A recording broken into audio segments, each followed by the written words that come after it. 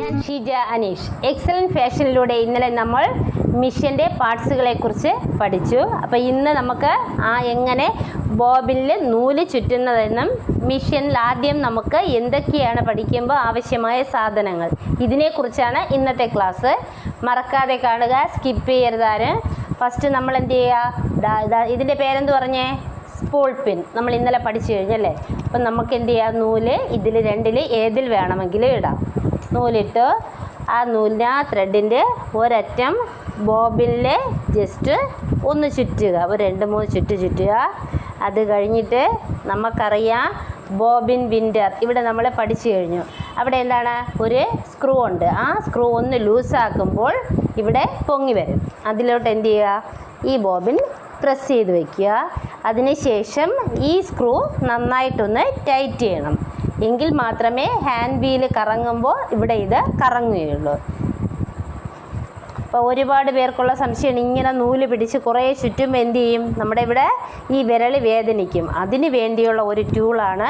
നിങ്ങൾ ശ്രദ്ധിച്ചിട്ടുണ്ടോ, നമ്മുടെ മെഷീനിൽ ഇവിടെയായിട്ട് ഒരു ചെറിയ ഒരു റൗണ്ട് പോലെ ഒരു സാധനം ഉണ്ടല്ലോ, നോക്കിയേ, ഇതാണ്ടോ. നമുക്ക് എന്ത് ചെയ്യാം, അത് ഈ ത്രെഡ് അതിനകത്തൂടെ പതുക്കെ ഒന്ന് ചുറ്റിക്കൊടുക്കും. പിന്നെ നമുക്ക് പിടിക്കേണ്ട ആവശ്യമില്ല.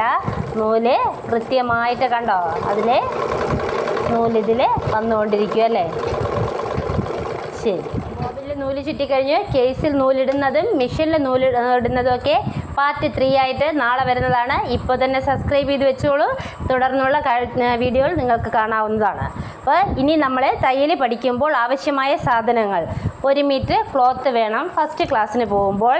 ഇത് ആംഹോൾ സ്കെയില്, ഇത് നമുക്ക് സിസേഴ്സ് വേണം, ത്രെഡ് വേണം, ഒരു നോട്ട്ബുക്ക് വേണം, പേന, ടേപ്പ്, ഒരു റോള്, മുട്ടുസൂചി വേണം, ചോക്ക് പീസിന് പകരം നമുക്ക് പെൻ യൂസ് ചെയ്യാം, പെൻസിൽ യൂസ് ചെയ്യാം. ഇതെല്ലാം ഇന്ന് അവൈലബിൾ ആണ്. നമുക്ക് കട്ടർ, സ്കെയിലുകൾ, നമുക്കിതെല്ലാ സ്കെയിലും നമുക്ക് ആവശ്യമുള്ളതാണ്. അപ്പോൾ മറക്കരുത്, നമ്മുടെ ചാനലിൻ്റെ പേര് എക്സലൻറ്റ് ഫാഷൻ. ലൈക്ക് ചെയ്യണം, ഷെയർ ചെയ്യണം, സപ്പോർട്ട് ചെയ്യുക.